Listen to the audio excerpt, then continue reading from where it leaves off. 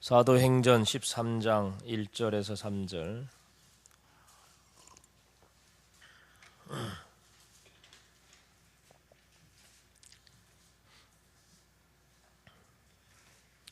찾으셨으면 같이 읽습니다. 안디옥 교회에 선지자들과 교사들이 있으니 곧 바나바와 니게르라 하는 시므온과 구레네 사람 루기오와 분봉왕 헤롯의 젖동생 마나엔과 및 사울이라. 주를 섬겨 금식할 때에 성령이 이르시되 내가 불러 시키는 일을 위하여 바나바와 사울을 따로 세우라 하시니 이에 금식하며 기도하고 두 사람에게 안수하여 보내니라. 아멘.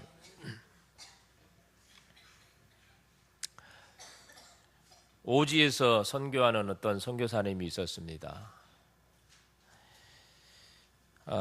너무 열악한 환경에서 선교를 하다 보니까 지치고 낙심도 됐어요.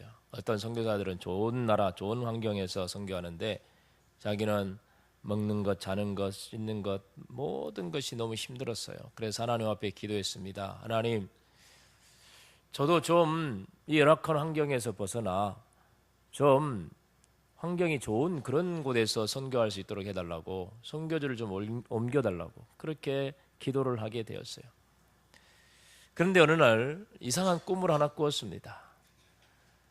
그 꿈속에서 이 선교사님이 천국을 향하여 걷고 있었는데, 근데 많은 사람들이 함께 걷고 있었는데 그 길바닥에 보니까 십자가들이 많이 있게 널려져 있었어요. 가만 보니까 어떤 십자가는 금과 은과 보석이 박혀 있는 아주 그런 화려한 그런 보석도 있었고요, 십자가도 있었고, 또 어떤 십자가는 아주 가볍고 들기 편한 작은 십자가도 있었고, 어떤 십자가는 아주 아름다운 꽃으로 장식하여져 있는 그런 향기가 많이 나는 그런 너무너무 아름다운 그런 십자가도 있었어요. 이 선교사님은 여기저기 둘러보다 봤는데 옆에 안내판에 보니까 모든 사람은 반드시 어떤 십자가든 하나를 들고 가야 된다고 그렇게 안내가 돼 있는 거예요. 그래서 뭘 들고 갈까 찾아보고 있었는데 보니까 이 사람 저 사람 뭐 보석으로 된 거 막 다 들고 가거든요. 보니까 아무도 눈독 들이지 않고 아무도 관심 갖지 않은 십자가가 하나 있었어요. 그 뭐냐면 아주 길고 크고 넓고 무거운 볼품없는 십자가였어요. 그래서 이 선교사님은 저거라도 메고 가야 되겠다 싶어서 그걸 메고 힘들게 끙끙거리며 천국문을 향하여 갔어요. 근데 천국문 앞에 도달했는데 보니까 이렇게 계곡이 있는 거예요. 그리고 그 계곡 밑을 보니까 유황불이 그냥 막 펄펄 끓고 있었어요. 그래서 누구든지 이제 천국문에 들어가려면 그 계곡을 건너가야 되는데 자기가 들고 온 십자가로 다리를 삼아서 건널 수밖에 없었던 거예요. 사람들은 보석으로 된 십자가를 가져왔지만 쓸모가 없었어요. 거기에 건너기는 턱도 없이 부족했거든요. 아름다운 꽃으로 된 것도 부족했어요. 가볍고 작은 건 더 할 나위 없었죠. 그러나 이 선교사님이 메고 온 그 길고 투박하고 무거운 십자가는 딱 다리가 될 수 있었어요. 그래서 그 십자가를 다리로 삼아서 천국문에 들어가는 그런 이상한 꿈을 꾼 거예요. 그 꿈을 꾸고 나서 이 선교사님이 깨달았어요. 내가 이 오지에서 이 열악한 환경에서 이 무거운 볼품 없는 십자가를 짊어지고 사역하고 있는 것이 바로 하나님이 가장 기뻐하는 일이구나. 바로 이것을 하나님이 귀하게 보시는구나. 거기서 굉장히 위로를 받고 이 선교사님 다시는 선교지를 옮겨달란 말하지 않고 기도하지 않고 그곳에서 이 오지에서 선교하는 걸 영광으로 여기며 충성하며 선교했다는 이야기입니다. 선교라는 것이 쉬운 게 아닙니다. 열악한 환경에서 힘들게 하는 것들이 선교입니다. 선교지에 가서 선교하시는 선교사님들 당연히 힘들지만 또 그분들을 후원하는 교회들도 이 선교를 한다는 것이 결코 쉬운 일이 아닙니다. 그렇지만은 아무리 힘들고 어렵고 고통스럽더라도 우리가 반드시 감당해야 되는 것이 바로 또 선교입니다. 왜냐하면 선교는 하나님이 가장 기뻐하는 일이기 때문입니다. 이렇게 이방인 열방을 향하여 복음 들고 나아가 많은 영혼을 구원하는 이 선교사에게야말로 하나님 나라를 온 세상에 확장하는 너무나 값지고 소중한 사명인데, 안타깝게도 이 땅의 제일 처음 교회인 초대교회 예루살렘 교회는 이 선교의 사명을 소홀히 여겼습니다. 그들의 생각 속에서는 자기 유대인 민족만 하나님께 선택받은 민족이고 다른 민족은 선택받지 못한 민족이기 때문에 이 구원을 받는 것도 자기 유대인들만을 위한 구원이라고 생각했어요. 그래서 이방인들에게 복음을 전하고 저들이 예수 믿고 저들이 구원받는 것은 있을 수 없는 일이라고 여겼던 것입니다. 그래서 이방인들에게 복음을 전하는 일은 그들에게 있어서는 불가능한 일이었어요. 그렇지만은 그것은 예수님의 뜻과는 정반대였습니다. 왜냐하면 예수님께서는 이렇게 말씀하셨거든요. 사도행전 1장 8절입니다. 오직 성령이 너희에게 임하시면 너희가 권능을 받고 예루살렘과 온 유대와 사마리아와 땅끝까지 이르러 내 증인이 되라. 이게 바로 예수님께서 명령하신 것이고 우리 주님의 뜻이었거든요. 그리고 심지어 예수님께서 이렇게도 말씀하셨어요.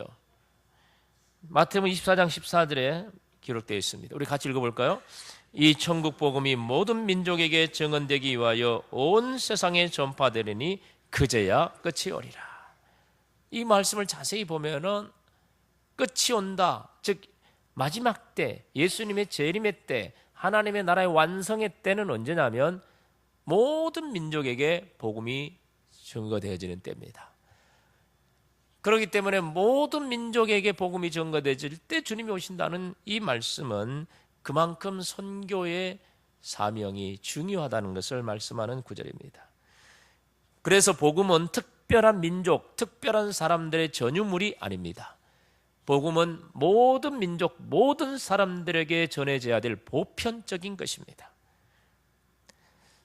그러므로 이 복음을 깨달은 사람들은 예수님의 명령에 순종해서 모든 민족을 향해 이 복음을 들고 나아가는 사명을 갖게 되는 것입니다.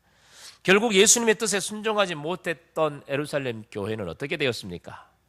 그들은 스데반의 순교 이후로 강력한 핍박이 예루살렘에 임하게 되었는데, 그 교회에 핍박이 임하게 되었을 때 그들은 다 자기들의 믿음을 지키기 위해서, 목숨을 부지하기 위해서 예루살렘을 다 떠나야만 되었어요. 그래서 그들이 다른 나라, 이방인 나라에 이민을 가서 그곳에서 정착하고 살았는데, 바로 하나님께서는 하나님의 뜻, 하나님의 명령을 순종하지 않고 이기적이고 자기 생각, 자기 중심적인 그런 신앙을 생활을 하고 있었던 초대교회, 자기들끼리는 얼마나 좋았는지 몰라요. 자기 재산 다 내놓고 가난한 자들 돕고요. 초대교회만큼 아름답고 건강한 그런 교회가 없었어요. 사랑이 넘쳤어요. 은혜가 넘쳤어요. 근데 딱 하나, 다 좋았는데 딱 하나, 이방인들을 향하여 복음을 전하는 이 선교의 사명을 소홀히 여겼단 말이에요. 그것에 대해서 중요성을 여기지 못했어요. 하나님께서는 다른 거 다 잘해도 이것을 못하면 하나님께서는 기뻐하지 않으세요. 그래서 하나님께서 예루살렘 교회에 핍박이 임하게 하시고 예루살렘 교회를 다 뿔뿔이 흩어지게 만들었어요.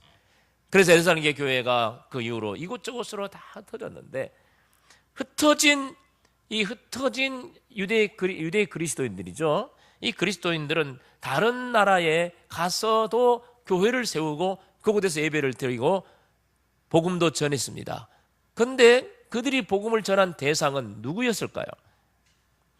다른 나라에 가서도 그들의 복음을 전한 사람들이 누구였냐면, 안타깝게도 거기에서도 유대인들에게만 복음을 전했어요. 그곳에 살고 있는, 먼저 와 있는 유대인들에게만 복음을 전했어요. 사도행전 11장 19절입니다. 같이 읽어볼까요? 그때에 스데반의 일로 일어난 환란으로 말미암아 흩어진 자들이 베니게와 그브로와 안디옥까지 이르러 유대인에게만 말씀을 전하는데, 아직도 정신을 못 차리고 있어요. 왜 그들이 이런 핍박이 있었고 이렇게 흩어지게 되었는지에 대해서 깨닫지 못해요. 하나님의 메시지를 모르고 있었어요. 이 정도로 자기 교만과 아집에 빠져 있는 사람들은요, 이 생각을 깨뜨리는 게 그렇게 힘든 것 같아요.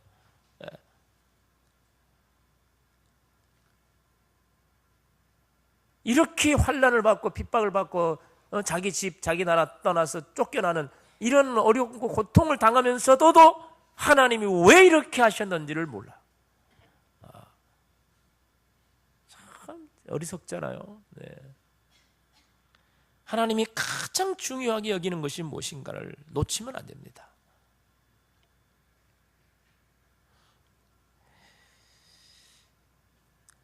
그래서 하나님께서는 결국 이 영광스러운 선교라는 이 촛대, 영광스러운 촛대를 예루살렘 교회에서 다른 교회로 옮겨버리셨어요. 더 이상 너에게는 소망이 없다는 거예요. 정말 예루살렘 교회에게는 불행한 일이 아닐 수가 없습니다.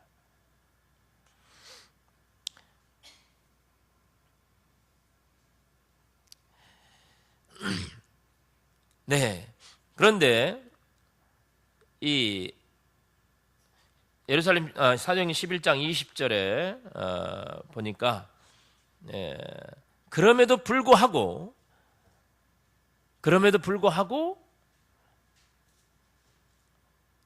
흩어진 그리스도인들 중에서 일부가 안디옥이라는 곳에 이르렀는데 그곳에서는 그들이 유대인들에게 복음을 전하는 게 아니라 헬라인에게, 즉 이방인에게도 복음을 전했다는 이야기가 나옵니다.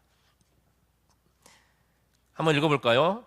그 중에 구브로와 구레네 몇 사람이 안디옥에 이르러 헬라인에게도 말하여 주 예수를 전파하니 주의 손이 그들과 함께 하심에 수많은 사람들이 믿고 주께 돌아오더라. 아멘. 이 안디옥이라는 도시는요, 그 당시 로마가 지배하던 도시 중에 로마와 알렉산드리아 그리고 안디옥, 이 세 군데 도시가 가장 큰 도시였어요. 그만큼 아주 굉장히 큰 도시였는데 그곳에 들어온 이 그리스도인들이 그곳에서 헬라인에게도 이방인들에게도 복음을 전하게, 이 진짜 선교가 시작된 거예요. 그랬을 때 어떤 일이 일어났습니까? 주의 손이 그들과 함께 하심에, 주의 손이 함께 하다면 주의 능력이 함께 했더니 그곳에 수많은 이방인들이 예수님을 믿고 주께 돌아오더라. 하나님의 뜻이 이루어지는 곳에 하나님이 역사하는 거예요. 네? 얼마나 주님이 기뻐하셨겠어요. 네? 유대인들끼리 자기들끼리만 전도하고 자기들끼리만 예수 믿고 자기들끼리 모여가지고 먹고 마시면서 좋다고 기분 좋게 지내던 그것 주님이 보고 너무 마음이 아프고 슬펐는데, 그런데 이제 정신 차리고 일부 그리스도인들이 안디옥에 가서 헬라인에게도 이방인에게도 복음을 전하며 하니까 이제 주님의 뜻이 이루어지는 거거든요. 그러니까 주님이 너무 기뻐하셔가지고 그곳에 하나님의 능력이 임하셔서 수많은 이방인들이 안디옥 교회에 몰려오게 됐어요. 교회가 크게 부흥하고 성장하게 되었다고 합니다. 이만큼 안디옥 교회는 이방인들의 구원에 대한 열정이 있었습니다. 그들은 주님이 명하신 열방을 향한 복음 전파의 사명을 매우 중요하게 여기고 감당하고 있었던 것입니다. 그리고 열방을 향한 복음 전파의 축복이 바로 이제 예루살렘 교회가 아닌 안디옥 교회로 그 촛대가 옮겨지는 그런 놀라운 영광을, 축복을 누리게 되는 것입니다. 그래서 그들이 이제 하나님의 명령을 받아서 나중에는 선교사로 바울과 이 바나바를 보내는, 파송하는 일까지도 하게 되는 것입니다. 하나님께서 교회 명하신 사명을 잘 감당하는 그런 교회를 기뻐하시고 그런 교회를 통해 영광을 받으시는 것입니다. 그리고 그런 교회를 이 세상 가운데 높이 들어 쓰시며 세상의 빛이 되게 하시는 것입니다. 사랑하는 성도 여러분, 하나님께서는 우리 한빛교회가 세상을 향하여 복음의 빛을 발하기를 기대하고 계십니다. 그래서 한 빛이에요. 이 한자는요, 여러 가지 의미가 있어요. 하나의 빛, 예수 그리스도를 전한다 의미도 있고, 그 다음에 이 한자가 큰 한자다, 크다, 큰 빛을 전한다 뭐 이런 의미도 있지만, 또 이 온누리, 넓다는 의미도 있어요.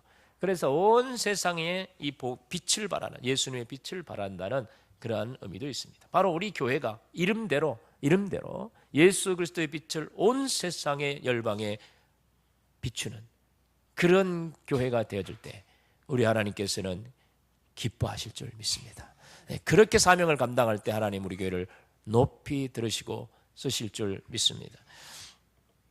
그러나 우리 교회가 우리 교회만을 생각하는 이기적인 생각을 가지거나 폐쇄적인 선교 마인드를 가지고 있다면 하나님의 관심은 우리 교회를 떠나고 말 것입니다. 아무리 우리끼리는 좋고 사랑하고 섬기고 우리끼리는 막 지지고 볶고 너무너무 재밌고 좋아도 하나님이 가장 원하시는 이방인을 향한 선교의 마음을 놓쳐버리면 주님은 슬퍼하시는 것입니다.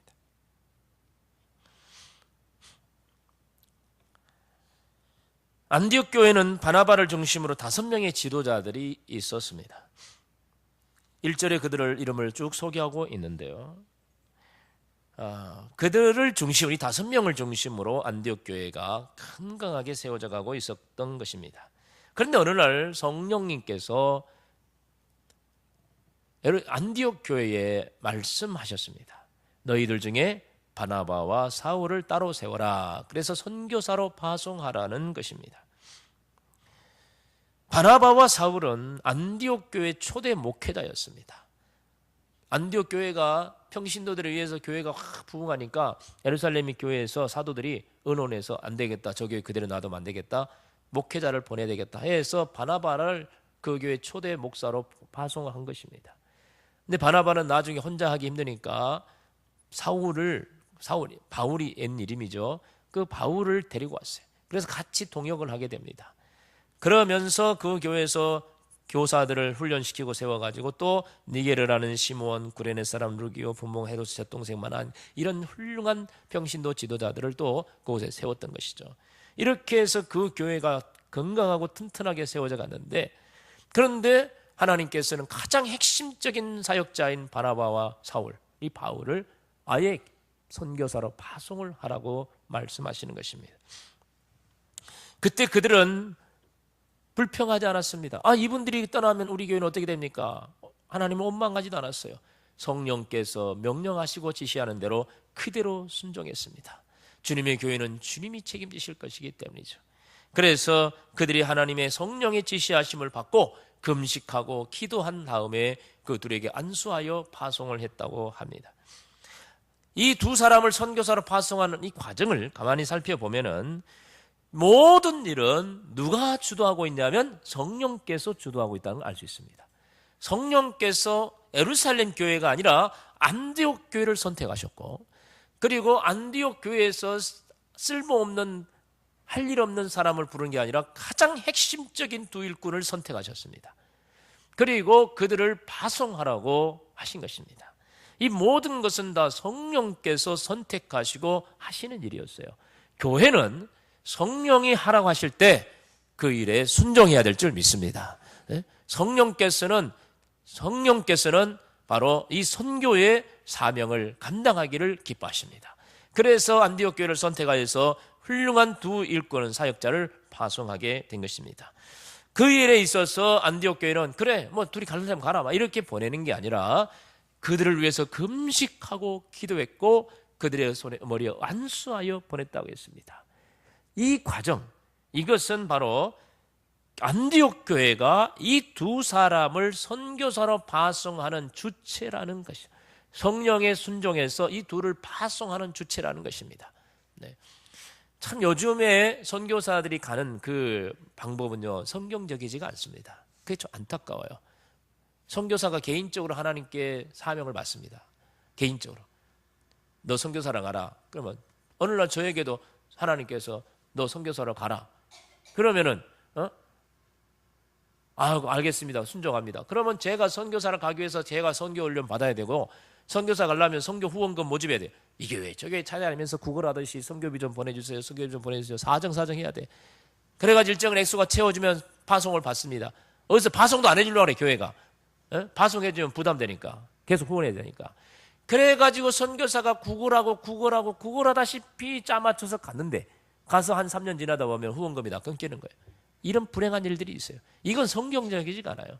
정말 오늘 보면서 엔디옥 교회를 보면 성경적인 선교사 파송은 교회가 교회가 선교사를 성령께서 말씀하신 분을 선택하신 거예요.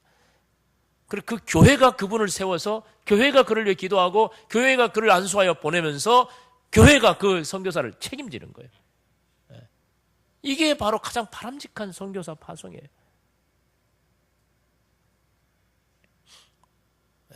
참 안타까워요. 제가 한번 교회 개척도 그런 이야기 말씀드렸습니다. 교회 개척도 어느 날 목사님이 어느 날 목사 안수 받은 사람이 나 교회 개척해야 되겠다 해가지고 가서 교회 개척하는데 이게 진짜 교회 개척이라기보다는 교회가 교회를 재생산해야 돼. 이게 진짜 교회 개척. 교회가 교회를 세우고 목회자를 파송하는 거예요. 이런 식의 개척이 이루어져야 건강한 교회 개척이죠. 선교사 파송도 마찬가지라고 생각해요. 근데 요즘 한국 교회들이 뭐 그렇게 어떻게 합니까?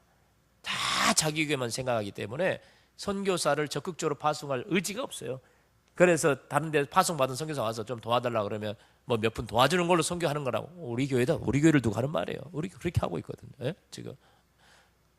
그러면 안 돼요. 저는 그런 생각을 가지고 있어요. 우리 지금 아이들이 단기 선교 가잖아요. 걔들이 가서 선교의 비전을 가지고 가슴에 품었어요. 성령께서 우리 교회에 말씀하시는 거예요. 너희 교회가 지금 이제 누구를 선택해서 선교사를 보내라 말씀하시는 거거든요.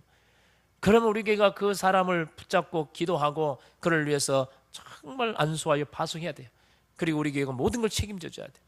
이렇게 해서 선교사가 안심하고 모든 걱정 없이 목숨 바쳐 선교할 수 있도록 해주는 거예요. 이게 바로 진짜 선교가 아니겠습니까?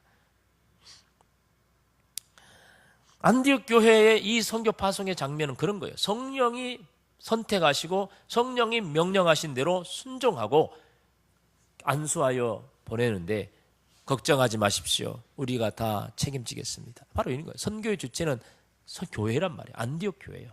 바나바와 사울이 어느 날 기도하다가 아이고 나 선교사 가야 되겠다 해가지고 나 갈란다 안디옥 교회요. 나 좀 도와주라. 이런 식이 아니라 교회에 말씀하셨어요. 하나님이. 교회에 말씀하셨고 교회는 순종해서 그들을 보낸 겁니다. 교회가 책임을 져야 된다는 거죠. 선교는 교회가 책임을 져야 돼요. 교회가. 선교사 개인이 아닌 교회가 책임을 져야 돼요. 선교에 대한 책임이 있다는 것을 말씀하시는 거예요. 실제로 안디옥 교회에서 파송받은 바나바와 사울 바울은요 1차 선교 여행을 수년 동안 하고 나서 돌아왔습니다. 돌아왔을 때 어디로 갔을까요? 돌아와서 어디 갔을 것 같아요? 예루살렘 교회 갔을까요? 아니요. 자기를 파송하였던 안디옥 교회 바로 그곳으로 갔어요. 그곳에 가서 그동안 선교 사역이 있었다면서 보고했던 이야기 있었던 일 다 보고하고 그곳에서 일정 기간 그 교회에서 푹 쉬었다. 그리고 2차 선교 여행을 다시 갔어요. 사도행전 14장 26절 이하에 나옵니다. 한번 읽어볼까요?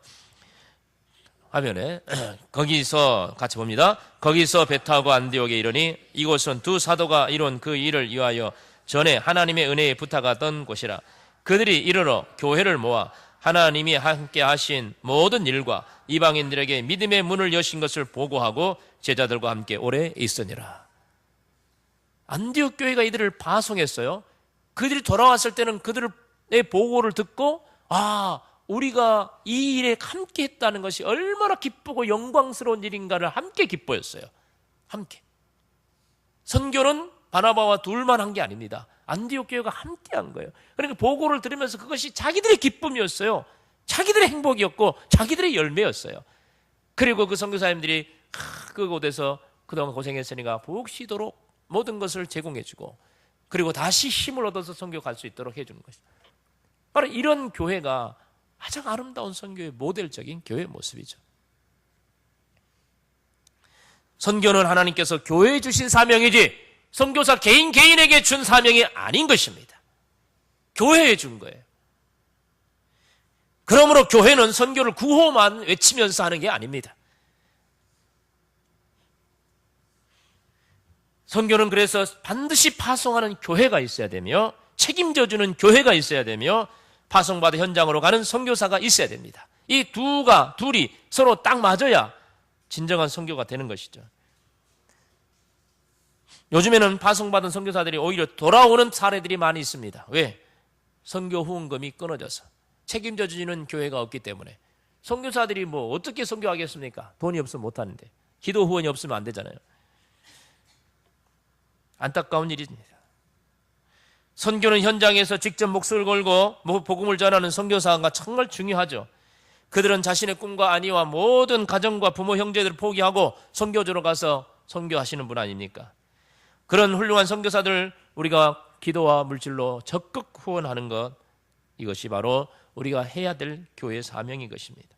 지금 우리나라에서는 파송된 선교가 약 170여 개국에 26,677명이라는 통계가 나와 있습니다. 엊그제 국민일보 보니까 이런 통계가 나왔더라고요.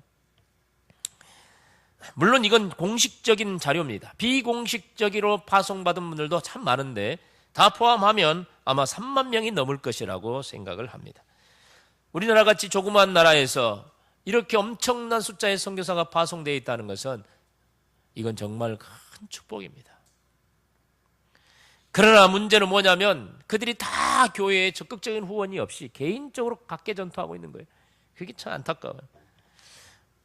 우리 교회도 그 많은 선교사 중에 8명, 고작 8명의 선교사 물질과 기도로 후원하고 있습니다. 미자립 교회도 5군데 하고 있지만 아직은 너무 미약합니다. 그럼에도 불구하고 하나님 우리 교회가 이런 사역에 힘쓰고 있다는 것을 가장 기뻐하시리라고 믿습니다. 왜냐하면 하나님이 가장 기뻐하는 선교사역에 동참하고 있기 때문입니다. 이제 우리가 좀 더 확장시켜서 언젠가는 우리 교회에서 자란 우리가 훈련시킨 선교사를 하나님의 부르심을 받아 우리 힘으로 우리 교회가 파송하는 그런 날들이 빨리 와야 될 것입니다. 네, 그런 일이 빨리 와야 됩니다. 이렇게 파송받은 선교사를 도우면서 선교에 동역할 수 있는 방법도 있지만 또 다른 선교 방법, 우리가 직접 선교지로 가서 선교하는 방법입니다. 그런 선교 중에서 우리가 단기 선교 사역이 있죠. 단기 선교 사역은 여러 가지 면에서 유익이 있습니다. 물론 어떤 분들은 단기 선교 사역에 무슨 필요가 있느냐, 잠시 갔다 뭐 여행사 한번 갔다 오는 게 뭔 선교냐, 이런 부정적인 시각을 가지고 있는 분들도 없잖아 있겠지만, 그러나 이 단기 사역은 선교 현장을 직접 경험하면서 선교에 대한 열정을 그 마음에 새기고, 그리고 선교의 비전을 갖게 하고, 그들이 나중에 선교사로 가든지 안 가든지 간에 그들의 마음속에 열방을 품고 그곳을, 그 영혼들을 향한 뜨거운 마음을 갖도록 하기 위해서는 직접 눈으로 보고 그들과 부딪히고 그들과 대화하고 그들과 함께 경험하는 가운데서 더 분명하게 세워지는 것입니다. 그래서 백문이 불여일견이라고 그러잖아요. 제가 오늘 설교 1시간, 2시간, 100시간 한 것보다 여러분 직접 가서 한번 보고 오는 게 훨씬 낫다는 거예요. 선교지에 가서. 그런 면에 있어서 단기 선교 사역은 굉장히 선교에 이 도전을 주는데, 그 교회가 선교에 아주 뜨거운 열정을 갖게 하는 데 있어서 굉장히 중요한 방법이라고 생각합니다. 제가 아는 후배 목사가 있는데 오래전이죠. 10년, 15년 훨씬 그때 됐을 것입니다만, 그때 그 교회 단기 선교팀을 인솔하고 우즈베키스탄을 갔었어요. 우즈베키스탄에 가서 단기 선교 일정을 소화하고 있었는데 하나님께서 그 목사 마음속에 뜨거운 열정을 주었어요. 갈 때만 해도 그런 생각이 없었는데 가서 보니까 주님께서 자기를 이곳에 보내신다는 그런 사명을 갖게 됐어요. 그래서 돌아와가지고 선교 훈련도 받고 차근차근 준비해서 그가 속해 있는 그 교회에서 그를 선교사로 적극 파송했습니다. 가장 모델적인 거죠. 그 교회에서 모든 선교비를 후원해 주면서 그를 우즈벡으로 파송을 했습니다. 지금은 10년 넘게 그곳에서 사역을 하고 있는데 아주 잘하고 있어요. 우즈벡은 아주 이슬람 국가 아닙니까? 추방당하기도 했습니다. 그런 어려움 겪으면서도 그가 계속해서 그곳 영혼들을 위해서 사역하고 있습니다. 단기 선교 한번 가가지고 그곳에서 하나님이 사명을 발견하게 하고 영혼에 대한 열정을 갖게 한 것이죠. 이번에 우리 중고등부 수련회가 인터컵에서 한 건데 주제가 선교에 있다 하더라고요. 제가 그 애들을 데려다주고 데려오면서 물어봤어요. 얘들아, 이번 은혜 많이 받았냐? 예, 받았대요. 한 학생이 물어봤어요. 너 선교 비전이 있냐? 물어봤더니 자기 있대요. 선교 비전이 있대요. 그래? 어떤 비전인데 자기 인도로 선교 파송 받고 싶대. 인도로 가고 싶대요. 그래? 너 왜 하필 인도냐? 물어봤더니 우리 교회 아니고 다른 교회 다니다가 오는가 봐요. 그래 다른 자기가 전에 인도에 단기 선교를 갔다 온 적이 있대요. 교회에서 같이. 자기가 가서 보니까 얼마나 인도의 이 사람들이 마음에 확 와닿든지 내가 이들을 위해서 내 인생을 걸어야 되겠다는 어린 마음에 그런 마음이 들었던 거예요. 그래서 그 마음을 품고 계속 자기가 선교 훈련도 받았대요. 아직 고등학생인데. 그런 준비를 나름대로 하고 있더라고요. 단기 선교? 이게요, 아이들의 마음속에 굉장한 이 영혼에 대한, 이방인 영혼에 대한 열정을 회복해주고요, 꿈을 심어줍니다. 그들에게 있어서. 그렇다고 하면 갔다 온 사람들이 다 선교사로 갈 수는 없겠죠. 예. 그러면 막 부모들이 안 보내려고 그럴 겁니다. 갔다 와서 선교사 가겠다 그러면 어떻게 하겠어요? 우리 자식들이. 다 그런 건 아니겠지만, 그러나 그들 속에 그런 열정을 하나님이 심어주십니다. 최소한 다녀온 아이들의 마음속에는 타민족에 대한 관심과 그 영혼들에 대한 열정을 생기게 하는 것은 사실입니다. 그래서 평생 살아오면서 그들에 대한 기억, 그 마음은 잊지 않을 것입니다. 그래서 그들을 위해서는 뭔가 하게 되는 그런 헌신을 하게 되는 것입니다. 이번에 우리 교회 한 9명 정도 작년 성도들이 가게 되는데, 그들이 다녀와서 아이들보다 훨씬 더 보고 느끼는 것이 더 클 것입니다. 그들이 교회에 돌아와서 우리 교회에 그 이방 민족에 대한 이 선교에 대한 열정을 서로 나눌 때 모든 성도들에게 그 열정이 또 퍼져나가게 될 거라고 믿습니다. 그래서 하나님께서 그들만의 잔치가 아닌, 그들만의 선교가 아닌 우리 모두의, 파송하는 우리 모두의 선교라는 것이 바로 그런 데서 나타나는 것입니다. 우리 교회의 가장 큰 선교의 비전은 아까도 말씀드린 교회 재생산입니다. 국내의 교회 재생산을 이루는 것뿐만 아니라 더 나아가 선교지에도 교회를 재생산해내는 것입니다. 국내의 교회를 재생산하는 데는 많은 비용이 필요합니다. 재정이 필요하지만 사실 선교지에, 특히 동남아나 이런 경제적으로 열악한 그런 곳에 교회를 세우는 것은 크게 돈이 많이 들어가는 것은 아닙니다. 마음만 먹으면 얼마든지 할 수 있는 그런 형편 속에 있습니다. 선교지의 교회를 재생산하려면 예배당을 짓고 그곳에서 사역할 사역자를 파송하는 것이 중요합니다. 국내도 마찬가지지만 해외에도 예배당과 함께 사역자, 그곳에 사역할 사역자가 있어야 되는 것이죠. 그래서 우리 교회는 지금까지 중국 교회를 세우기 위해서 사역자를 훈련시키는 그런 신학교를 세워서 모든 민족 선교회와 함께 연합하여 이 사역자를 훈련하는 이런 일들을 해왔습니다. 물론 기존의 사역자로 있는 사람들도 훈련시키고 또 훈련시켜 사역자를 파송하는 일도 함께 해왔던 것입니다. 그래서 사역자들 중에 사명자들을 선택해서 그들을 여러 도시에 교회를 재생산하는 일에 우리가 협력하게 되었습니다. 조선족을 세워가지고 목사 안수시키고, 그래서 그들로 하여금 단동 지역의 우리 단동샘물교회 김광 목사, 그를 파송해서 우리 교회가 그 교회를 개척하는데 많은 헌금을 했습니다. 그 교회가 세워지는데 큰 역할을 하게 되었습니다.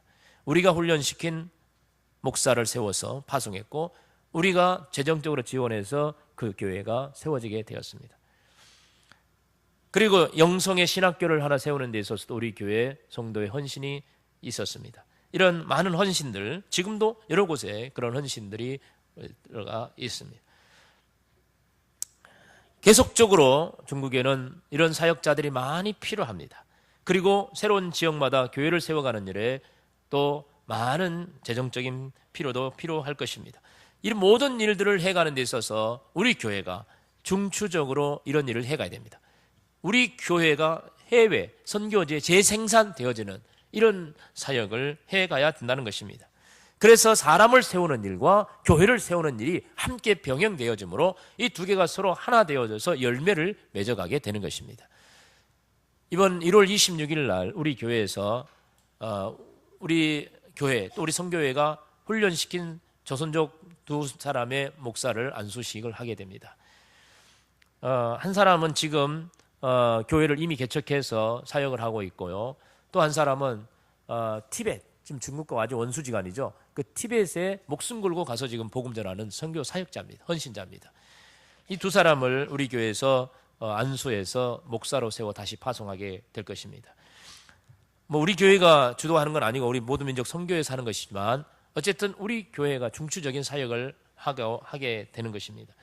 왜냐하면 제가 그 선교의 대표를 맡고 있기 때문에 모든 일을 정말 우리 교회가 돕지 않으면 안 되는 것입니다. 하나님께서 사람을 세워 교회를 세우는 일에 우리 교회를 쓰고 있다는 것이 얼마나 감사한 일인지 모릅니다. 사랑하는 성도 여러분, 하나님께서는 이 땅에 교회를 세우셨고 그리고 그들을 통해서 모든 민족들에게 복음을 전하라고는 사명을 주셨습니다. 바로 우리 교회를 향하신 하나님의 메시지이기도 합니다. 그러므로 우리 교회는 목사 혼자서 선교하는 것도 아니고 일부 선교의 비전을 가진 몇몇 사람만이 하는 것도 아니라 모든 교인이 한마음으로 이 선교의 사명에 동참해야 하는 것입니다. 그래서 한 달에 한 번씩 우리는 선교 헌신주의를 정하고 기도와 물질로 선교에 헌신하고자 하는 것입니다. 모두가 이 귀한 사역에 참여할 뿐 아니라 이것을 기쁨으로 여기고 감사함으로 여기고 동참해야 합니다. 이 일이 주님이 가장 기뻐하는 일이기 때문입니다. 이렇게 동참하는 자에게 대해서 하나님께서는 큰 은혜와 복을 주시리라 믿습니다. 어떤 장로님이 있었습니다. 가정에 대한 이야기인데요. 그 장로님은 조경 사업을 합니다. IMF 때에 거의 회사가 망하게 되었답니다. 그럼에도 불구하고 이 장로님 부부에게 하나님께서 주신 비전이 하나 있었는데 그건 뭐냐면 해외 선교지에 교회를 10개 세우는 거예요. 자기 가정이 10개의 교회를 세우는 것이 우리 가정에 주신 비전이다 생각했어요. 그래서 그 어려움 중에서도 그들이 물질을 들여서 교회를 세우는 일에 헌신했다고 합니다. 하나님이 그것을 너무 기쁘게 여기셨어요. 그래서 우리나라 이 4대강 사업이 시작됐을 때 그 4대강 사업의 모든 적용 사업을 이 장로님 회사에 맡기게 된 거예요. 엄청난 일이 일어났어요. 그래서 그때부터 뭐 돈이 갈 키로 긁었다 하더라고요. 왜 이런 일이 일어났을까? 네가 어려움 가운데서도 내가 가장 기뻐하는 선교의 사명에 네가 헌신하였던 것에 대한 상이에요. 하나님 상. 그리고 물질을 주시면 앞으로 이 일을 계속 더 많이 하라는 그런 의미로 또 물질을 주시는 거죠. 바로 장로님 가정에서 이런 축복을 누리게 되었다고 합니다. 어려워서 못한다고 외면하지 마십시오. 없어서 못한다고 손 놓지 마십시오. 어려워도 해야 될 것, 없어도 해야 되는 것이 바로 이 선교의 사명인 것입니다. 그러므로 우리 교회와 우리 모든 성도들은 이 선교하는 일에 있어서 기도할 뿐 아니라 물질적으로도 적극적으로 참여해야 됩니다. 그래서 우리 교회가 한 마음을 가지고 이방인 영혼들을 구원하는 일에, 하나님 예비하신 영혼들을 구원하는 일에 모두가 기쁨으로 동참할 수 있기를 주의 이름으로 축원합니다. 우리 함께 한번 기도하겠습니다. 우리 합심해서 몇 가지 기도할 때에 먼저 기도할 것은 선교